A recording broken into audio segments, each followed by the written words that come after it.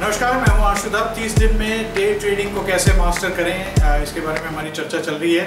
आज फिर से एक बहुत इंपॉर्टेंट टॉपिक जो मैं आपके साथ बात करना चाहता हूं। देखिए, डे ट्रेडिंग में सबसे बड़ी दिक्कत यह है कि आपके पास वक्त नहीं है और कारण समझना कि ये रैली क्यों आई है किसी स्टॉक में बहुत ज़रूरी है।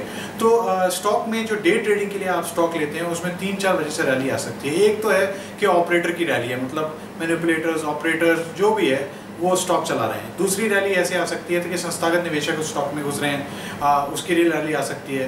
तो जब ऑपरेटर्स की रैली आती है, अमूमन ये होता है कि ऑपरेटर की रैली जो है छोटे स्टॉक्स में आती है, जैसे 20-30 रुपए वाले 40 रुपए स्टॉक में, जहाँ पर कैपिटल ज़्यादा नहीं है। तो वो स्टॉक जो है 20 को 40, 40 को 60 भी लेके जा सकते हैं। हर रोज़ फ्रीज भी हो सकता है स्टॉक। सबसे बड़ी रिस्क उसमें यह है कि आपको ये नहीं पता किस दिन रिवर्स होकर रिवर्स फ्रीज आ जाए।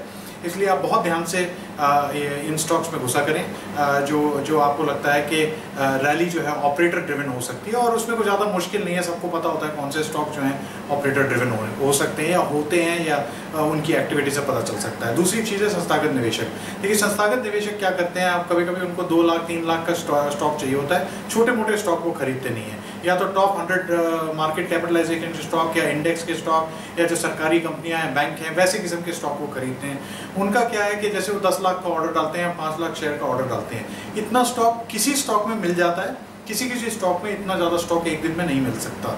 तो फिर क्या होता है, 3 दिन 4 दिन 5 दिन वो रैली चलती रहती है।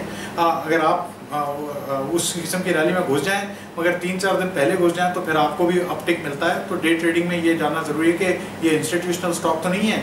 और बहुत सिंपल है इसकी एक्टिविटी ढूंढना। अगर आप चार्ट में देखेंगे तो आप देखेंगे एकदम प्राइस की राइज आती है, फिर जो है प्राइस थोड़ी ढीली हो जाती है, फिर एकदम फिर से राइज आती है, और क्लोज होते होते जो है स्टॉक जो है या तो फ्रीज में चले जाता है या हाईएस्ट पोजीशन पे क्लोज करता है। अगर वैसी रैली हो उसमें भी आप पार्टिसिपेट कर सकते हैं। तीसरा या चौथा रीज़न अगर आप देखें स्टॉक क्यों चल रहा है ऊपर, वो ये हो सकता है कि पूरे सेक्टर में रैली आ गई है। जैसे बैंकों में रैली आ गई है, क्यों आई है?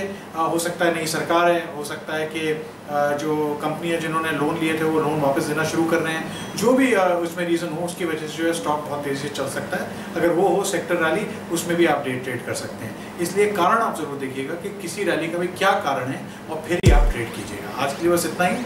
मैं हूं आशुदाब।